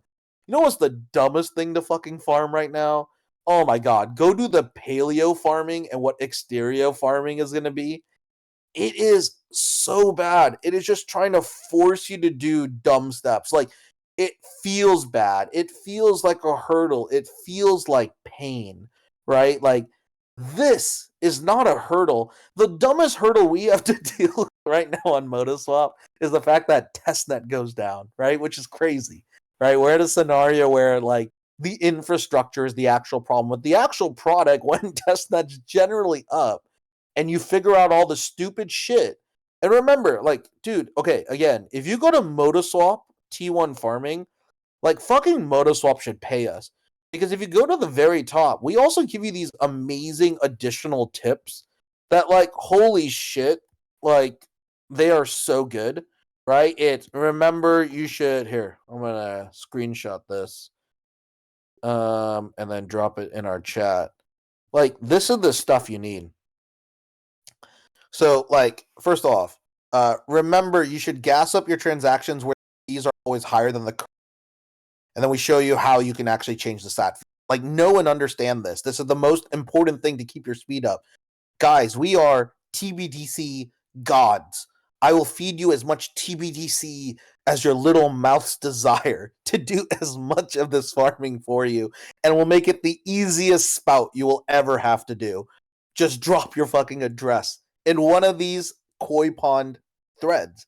You do it. You guys are giving. We've been feeding TBDC more. We've fed out more TBDC than most of these faucets out there, and that's what I'm trying to tell you is we will get you there.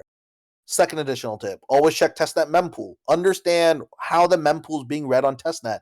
Some blocks spike up to 120, right? So you want to make sure. Who cares? Spike up all the way to 125 on your gas then. Like gas up on everything. The testnet fees, the cost of BTC is so marginal. I have I have like now 800 BTC, like 850 BTC of my 1,000 BTC. I've given some huge chunks to other people to donate to others and stuff like that too. So what I'm telling you is just like max your sats up, like always around like 5 higher, and get in the habit though. Don't just jack up to like 500 and leave it. That's super inefficient. Be a user of Bitcoin. Check testnet mempool and be like, oh, this block is 45. Fuck it, I'm gassing up to 50. Right? Whenever I see like even 45, I'm like, for the lulz, I'll put it in 69 sat just to give myself a little chuckle. Do that. Make sure you move fast on it, but be efficient with your plays here as well. Holy shit.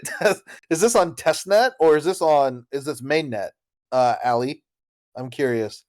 Holy cow. Yeah. So it's at 209. That's what I'm saying. So I'm going to have to go buy a bunch more BTC. And that's the best part. We'll keep delivering this shit to you guys because for us, what we really care about is that you have as we remove as much friction as we possibly can. Okay, if we go back to what I shared here on those additional tips, try to farm at least 2 wallets at the same time. Those companies might not want to see me writing that, but it's totally true. Many of you should be doing 5 of these at the same time.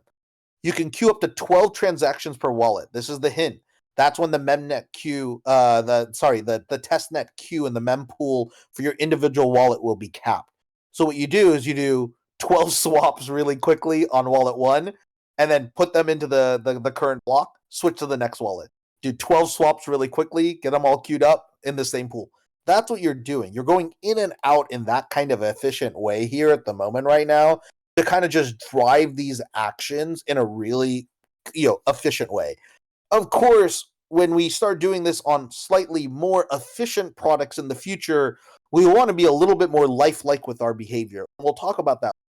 But right now, like, fucking bot this shit like as a human bot. Like go through the transactions, right?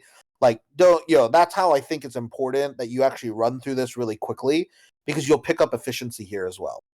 Right? The easiest way to rack up points is just to keep swapping tokens you minted on the explore page. Just keep swapping them to Moto, right? Like mint a bunch of pizza, swap it to Moto, do it all, and then take all that Moto and just stake it. Just stake all their Moto. Who knows? I think you might get a weird bonus potentially in the future just because whoever staked the most Moto. Like, why wouldn't they do that? It's a cap supply. It's pretty interesting. I think it's just a weird little small thing to play if you want a little +1. As I mentioned, try to clear 130 points per wallet. That's what we think right now is the threshold. They already said try to get at least over 100 points.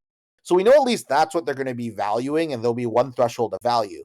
But if we see a lot more wallets and a lot more activity, right, you might want to up those wallets again, or if new tasks come in, make sure you keep doing those new tasks, right? But here's the most important tip. Turn off fucking ad blockers. That's the thing that actually stops almost 99% of you who says is an error. It's just you have ad blocker on, right? Just like straight up have ad blocker turned off. If you do that, you're good. Shepard, we don't know if there's a deadline. The key is do it as fast as you can. That's the biggest other thing as a farmer, right? What you want to do is you want to do what's freshest and available as fast as you can. Time does matter on a lot of these hurdles. And because more opportunities are coming, right? Like technically you could still farm ZK Sync a little bit. It's not worth it. They've already taken like 90 snapshot back, right? Not really worth it. So what I'm actually trying to do, right, is like I really want to make sure you recognize that as you look at all of these different opportunities, you can react fast. Trick your mind 1 hour ago. You just stupidly listened to me for 90 minutes. I hope it's valuable to fucking make you act and do this shit. But you just listened to me for 90 minutes. Some of you are farming while you're listening to me. Smart as fuck. Keep doing it, right? And you can get a bunch of stuff. And if you do this right, like what's going to be great is that farm as many wallets as your time is available now at the moment, right? And then same thing, if you're trying to do this really efficiently, invest a little bit of money, just go grab your own TBTC from different faucets so you have different spouts and locations for those wallets. Try to create as many nodes or clusters that are unique from one another over time. And you could absolutely kill it, right? Which is, I think, amazing, right? And that's what I love, right? And I love it. I love seeing a soldier. Like, I'm not like if I if I wasn't doing this, I'd full time be farming, right? Like I really would. Like I really, really would, right? And I think that's kind of important. So Heck Tony is asking, we should deposit 1,000 USDT. So it does need to be USDT specifically. And yes, you would need to do that in the bounce bit steps. I am not the best person to explain this yet. I did it really fast and I can walk you through it again tomorrow. You have time though. That's the good thing. So what it is here. Let me point you to the person who knows this really well. Give me a second. That's the best part of a community. 1 second.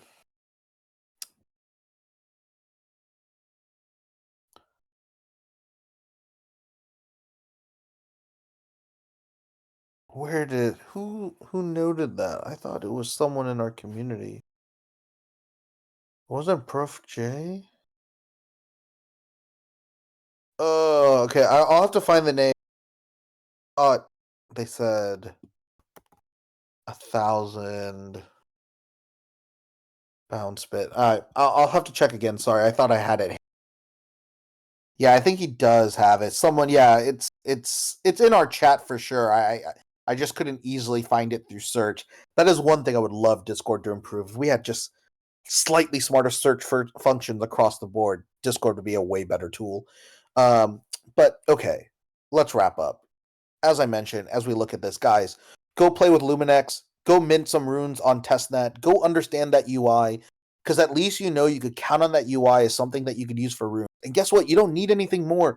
Runes is so simple. That's all you need if you're not a whale.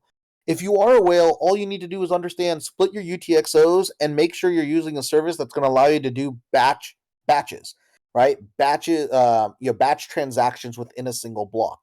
Luminex clearly looks like it's allowing you to do it, so you're hoping that's there.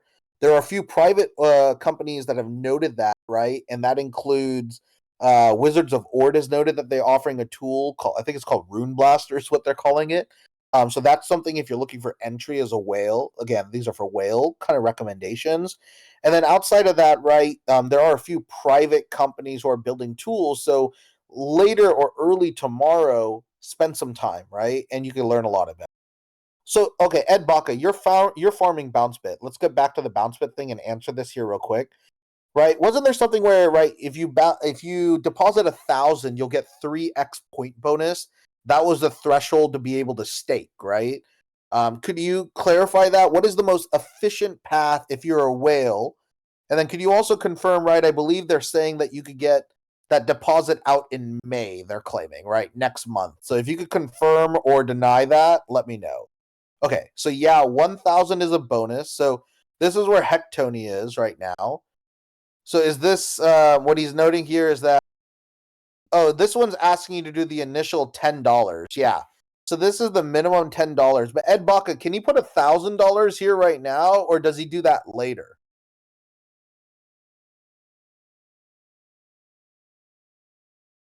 I love that. We're just making Ed Baca immediately. Okay, so you could potentially do it here. I did do it here. I did not spot. I believe I did it here. Man, I have this recorded. I just went through so many actions I can't even fucking remember anymore.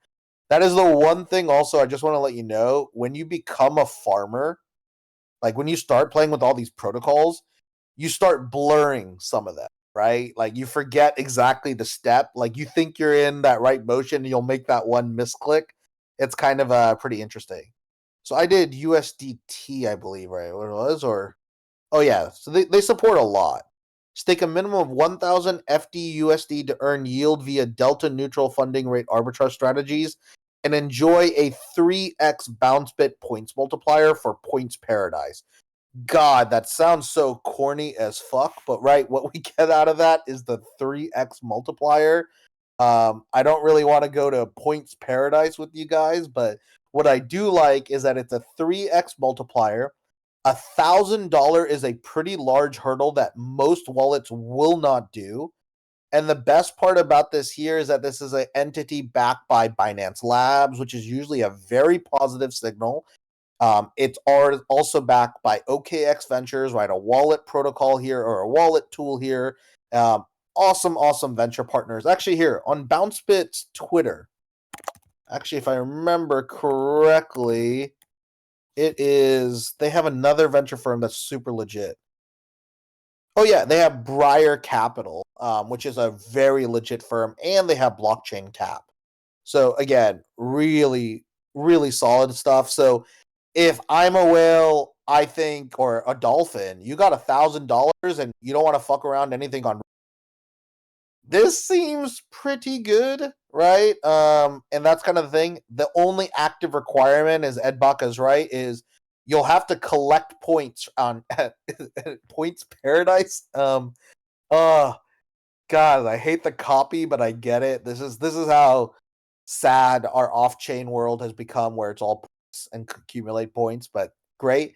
You do have to accumulate, and a few times you have to click through in there to be able to get them. But you'll get a multiplier then on everything you collect, and then that should hopefully lead to some token claim, right? Airdrop, something, right? Or some multiplier of value. But what we like is that assembly of venture backing, right? And then we like the fact that we know that there's a clear multiplier of yield, and we like that they do claim it's supposed to come on May, that you're supposed to unlock in May. So this could be another kind of really cool thing that you'll see. Oh, I know a lot of you are asking about Ronin. I promise you, Ronin next week, everything you'll want to know about Ronin, we'll tell you, we'll share with it. Uh, Having and runes matters a lot more collectively for us, right? And I really want to share that. And that's the best part, is that you will be seeing Ronin having a free claim here in this kind of post mint scenario. Post halving scenario here as well. We'll share more traits, we'll share more assets, and we'll also share some partners that we're supporting that will be giving you guys some upside potential here as well soon. So we got a lot of stuff coming, but like I said, the most value add I can give you is learn this stuff. And I'm telling you, if you do this stuff, like I'm telling you, you commit 5 hours to farming. I'm not saying anything else, right? 5 hours to farming for you. I'm not, these aren't for my referrals. I don't use any referrals. I only put community referrals in. I promise you, it's all for you guys. I'm just telling you, you do 5 hours a week. I promise you, you'll get a Ronin from us if you're actually committed and supporting. And it's 5 hours in communicating, right? And right now, if you're in, you have an English community here. There's a Chinese community now forming here as well. Like, help one another. Just support. That's what this community is. You don't need anything else. All you need is a little bit of direction, a little bit of guidance and framework of value, right? But you guys can now allocate your time to become testers of protocols that are going to give you free tokens. Fuck yeah. Take that shit. Congratulations. This is the closest thing to like the closest parallel I can tell you to this. It's like this is what it was like getting like stock at early tech companies. Like if you were there early at Facebook, like you've probably heard these dumb stories. Like there's actually a famous graffiti artist who painted a mural at Facebook, right? And instead of getting paid cash, he asked for Facebook stock. So he got all Facebook stock, right? Or if he was offered Facebook stock, I don't know which way it was, but he got all Facebook stock. And like that painting would have been worth like I think I don't know $100,000, right? Here, look, Facebook artist get stock. I'll just put the stupid story in. Yeah, he would have probably gotten like $50,000 to $100,000 for the piece, but instead, at IPO, his shares ended up being valued at $200 million. Yep, David Cho, Biscuit Party's got it right.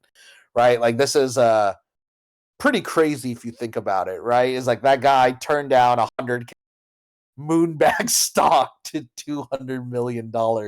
That's how crazy early tech stock is. In kind of a weird way, it's very similar what you got here too, right? Like it's not going to be maybe those exact ratios, but I wouldn't be surprised on the top hit you'll have some kind of dumb ratios here, right? And that's exactly it. He was farming Facebook stock, right? He traded his fucking time and his skill, right, to give some art to the office, and he just took stock. And it was crazy, and it was funny because, oh, dude, I knew this investor who was very over the top, and he also he paid a graffiti artist to graffiti art his he had a McLaren MPC. He made it someone graffiti his car, which is crazy, like a high end $200,000 sports car in it as well. And the guy got paid in stock as well and a little bit of cash. And unfortunately, the company he got stock in ended up going to zero. So the deal did not work out for him. I just want to share this on the other side is that it doesn't always work out, right? But this is kind of the thing is that we know moonbags are about. Have a little bit of play, have a little bit of exposure. Maybe we'll all be writing something really cool and hopefully having a lot of upside here too. Kutzel, if you need help on Motoswap, jump to the Motoswap tab or jump in the Samurai section. I'm sure the community will help you. It could be a very, very simple thing to potentially resolve, or test that could be down at the moment right now, which could be the case. So make sure you have TBTC, right? Make sure you're looking through all the actions. Remember when we're earners, right? We're gonna hit some of these dumb obstacles. Don't get worried by it. When you hit this, be like, fuck, okay, I can't do it now. That's fine. I'll get into my next session. Is there anything else I can farm right now?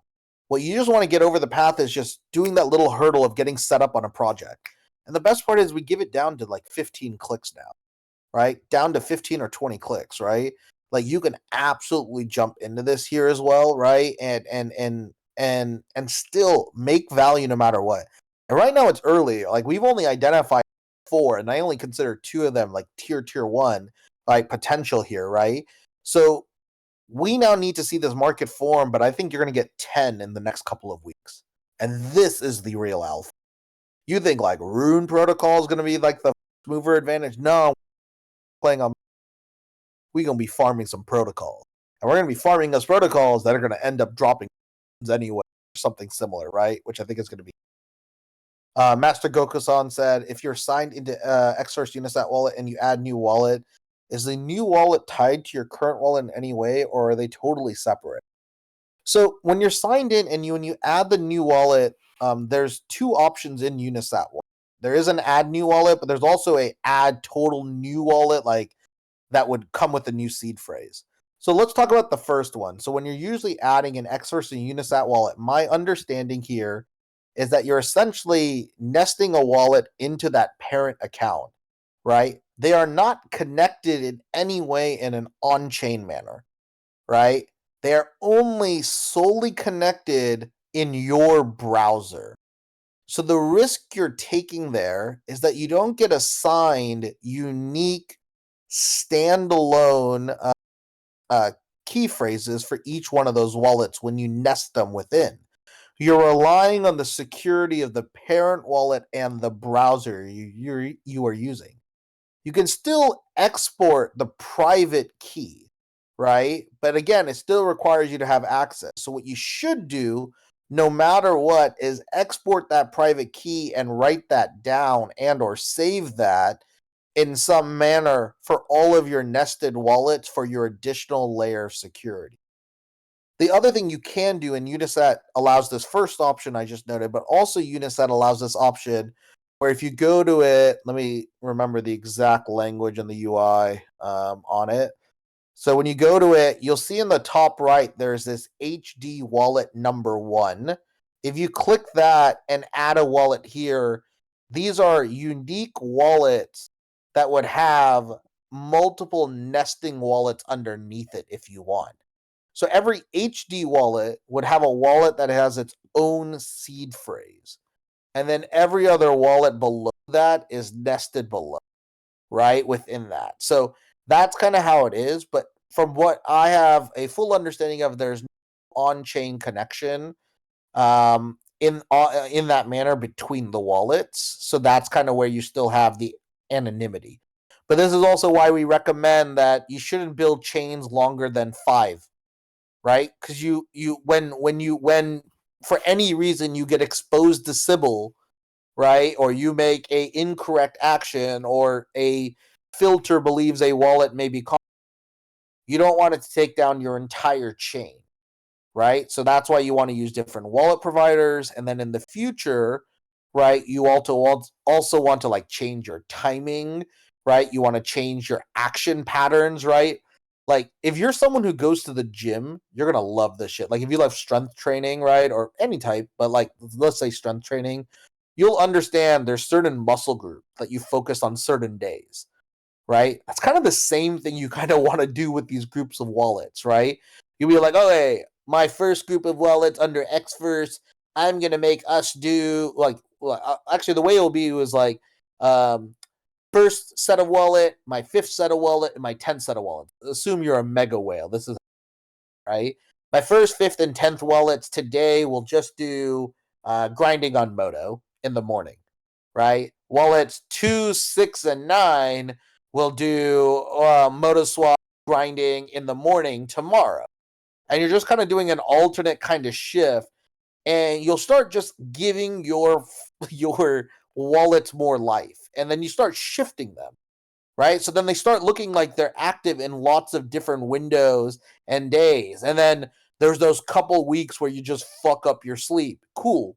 You know what that fucked up sleep schedule means? If you can offer that, it means it's a new opportunity to do live actions at a different time window, right? For all of your wallet. So you start giving it life in another different time window as well. And like, yes, technically with very advanced Sybil and pattern matching, you could probably figure out there's some cohort analysis here that can connect, but no one's even fucking doing it, right? So this is kind of what you can actually do. So what I do is I build squads of 5, right? For each like wallet provider, and I use Chrome profile. Like with 5 Chrome profiles, you could get 4 different wallet providers in each. That's 20 wallets slots, and then you put 5 nested wallets in each. That's your 100 wallets, right? Like you could do that. And what I do is then like on Xverse wallet on Chrome tab A, right? Chrome profile A, it's my Laker squad. So for me, I'm a sports fan, so I just put like all my top. I name each wallet like a player.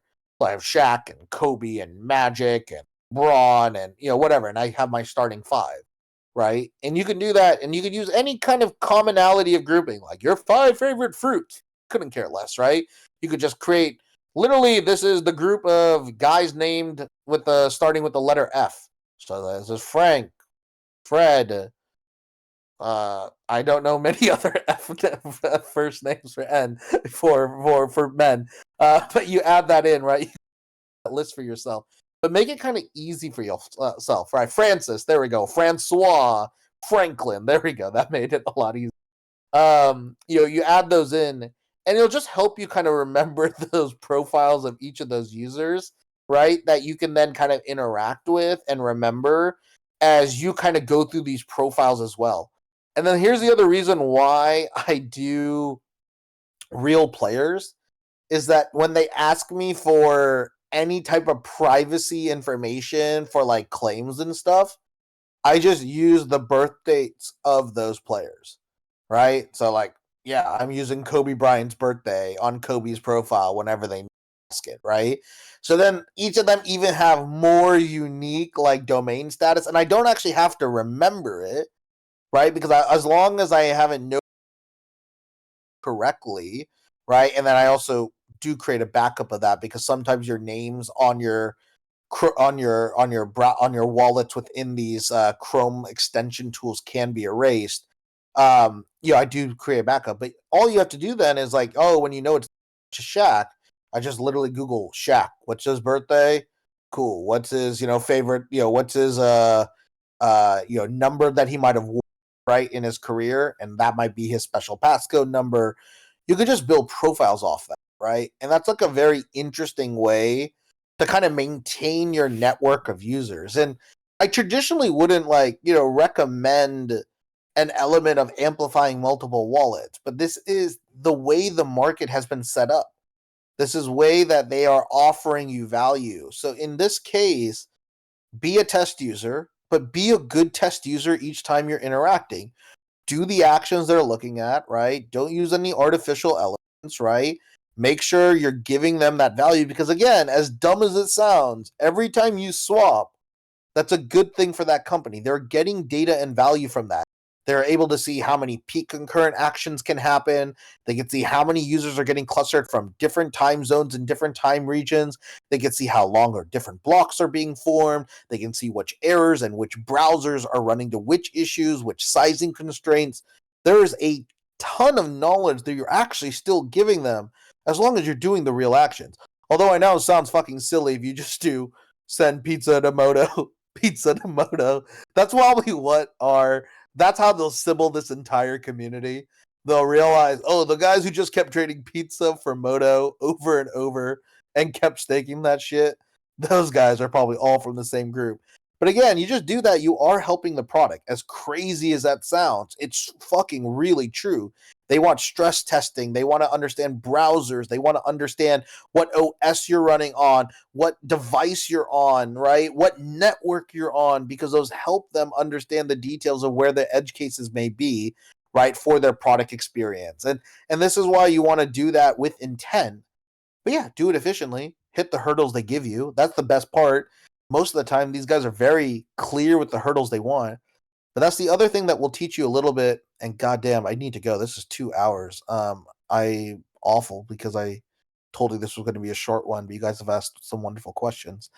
But I do want to let you know, like, as you get to this like kind of finish line here of what you think the halving will be and what it will lead to, what you want to really recognize long term is that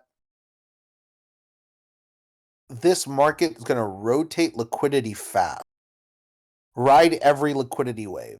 So even though you might not have a ton of capital, still find some way to enter into runes within the first few days. You absolutely should. Put that on you to do something. It might be as simple as going to get Rune 1 if you can, if it's still available, or it could be as simple as when fees are a little, right? Or you just do one stupid meme that comes out when someone gets your Rune 69 if you think that's funny, or something stupid. Just play something. You're here. There's no reason you completely sit it out. But I'm with you. I'm 95% sitting out. Like, I'm not really doing much. I might etch a few things for fun and to hold. I won't do any live etches. I'm not planning to do any live deployment. That's not interesting to me. But I think you're going to see projects who are going to do live etches. Like, I'm talking to a few founders who are thinking through, like, what if we just live etch a coin and that live etch of whatever that rune is will lead to some unique claim, right? Some unique structure. Maybe it's a whitelist for something. Maybe it's an unlock for something. People are going to think through a lot of different games. So also pay attention to that, right? And then go through Luminex and go play it, right? As if you guys just came in a little bit later, I'll share this as the last thing and then we'll all leave. Is that Luminex has shared with us, right, their testnet. So you can now go on their testnet and go etch and mint runes right now, which is awesome. It's very easy. And it's honestly very good UI in my right. Like, I think this is exactly what I would have been hoping for if I were in this market. So this is kind of why it'll be really cool and hopefully really valuable. Oh, Yamo, I hope, dude, Yamo just posted. Casey says, will I manage to inscribe the first 100 before fees go nuclear? Oh, I'm curious if maybe guys, Ink Chef, maybe this is our chance that we maybe get something from Casey. Maybe we get one of these random 100. I don't even know what the fuck I'm looking at, but yeah, one of these things, right? One of these bad yearbook photos, I guess you can say. I do hope we get maybe something from this. That would be great. I just shared the link right before on the testnet on Luminex. Go test this. Don't be lazy. Go etch something. Go create your own rune on testnet right now, and then go mint a few tokens. See how that process goes. Make sure everything's ready to go. Make sure you're ready for all the upside, right? That is about to unlock. And here's the best part: as farmers, this is why we rejoice. Every liquidity event is like fresh water about to come back to our farms, right? It is all going to come back through the creeks and the rivers. It will flow back to us. All of this stuff is going to move fast, right? And this is why it's going to be really huge and a fun opportunity. God, Wild West Cryptos, right? It does look like a Juggalo convention. I don't know why, but that hits hard. I hope you guys are ready. I'm glad you guys have been able to prepare with us. We're going to do a lot more tomorrow. Come in with questions, right? But make sure you use these products. Don't be lazy. All the answers are here. Learn searches. Go into these fucking koi pond and go do all this stuff. Lots of cool stuff is coming, people. We're going to have a lot of upside. We're going to do a lot of fun stuff. We're going to learn a lot together. We're going to stack a lot of testnet BTC. We're going to stack a lot of testnet transactions. We're going to stack a lot of mainnet transactions that are efficient and hopefully lead to hyper good yield across all of these tokens that are going to hopefully be coming. I want you to stack tokens here as well. I want you to stack sats. I want you to stack runes. I want you to stack ordinals. Opportunities immense. It's going to be really fun. All right, guys. 2 hours in on my stupid 21-minute talk. Suck. Go enjoy your day. We'll hopefully get some other ways.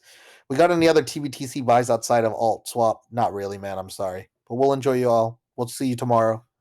Get ready for the halving. Bye-bye now.